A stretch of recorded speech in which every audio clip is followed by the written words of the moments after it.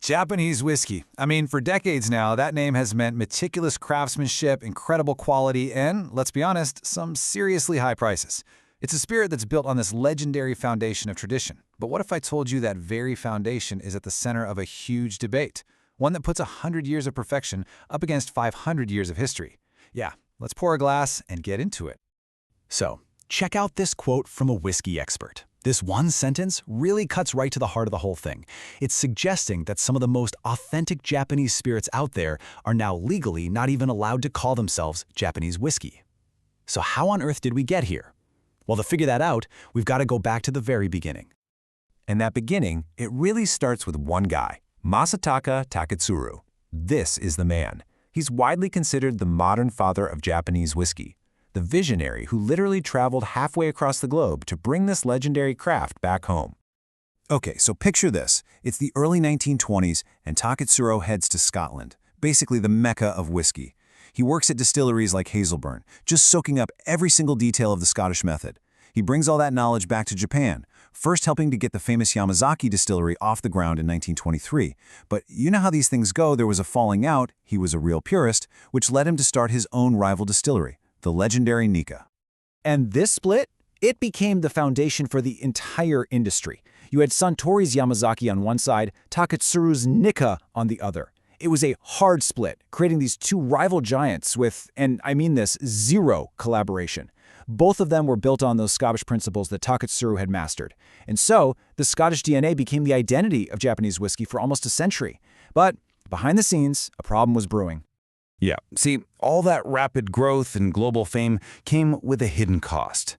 For decades, the actual definition of Japanese whiskey was, well, incredibly vague. And that led to some practices that really threatened its amazing reputation. The rules were, as one expert put it, just super loose.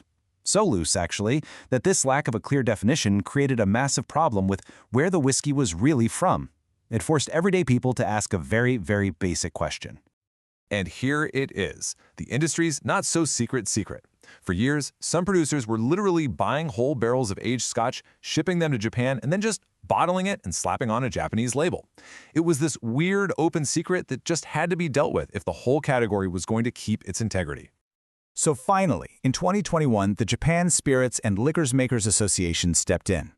They created new rules that officially went into effect in 2024. The goal was super simple.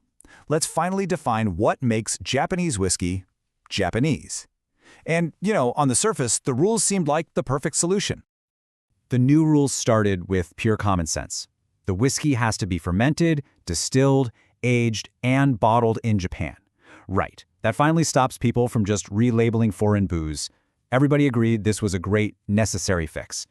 But then came that third rule. A seemingly logical rule that changed everything.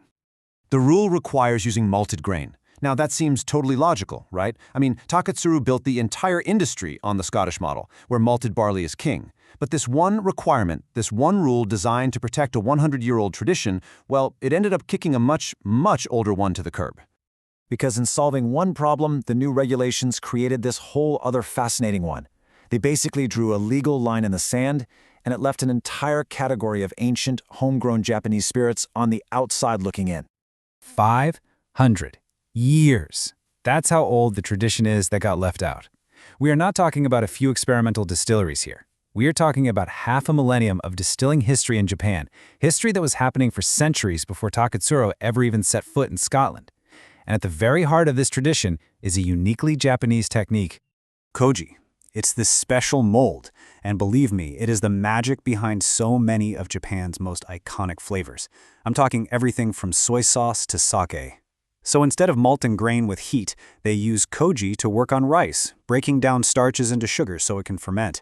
It's a process that is about as Japanese as it gets. The spirits made this way are, for all intents and purposes, a kind of distilled sake. They're crafted from rice, maybe the most Japanese grain you can imagine. These spirits, called shochu or amamori, are what Japanese distillers were making for 500 years. But now, just because they use koji fermented rice instead of malted barley, they are no longer Japanese whiskey, not in their own country. The irony is so thick that some of these producers have just given up on selling in Japan and now only sell in places like the US, where their spirit can still be called Japanese whiskey. Which brings us right back to the core of this whole thing. What does it actually mean for a whiskey to be Japanese? Is it about a style that was perfected, or is it about a spirit that's, innate to the place?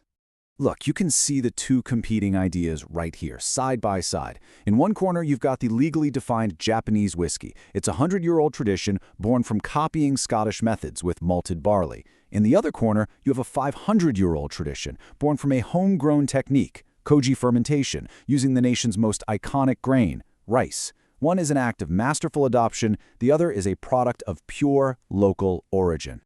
So, the crucial question is this: is authenticity found in perfecting a borrowed craft, or is it found in honoring a native one? The new rules, they've absolutely brought some much-needed clarity, but they've also forced the entire whiskey world to ask what Japanese truly means. And the answer, it seems, is still fermenting.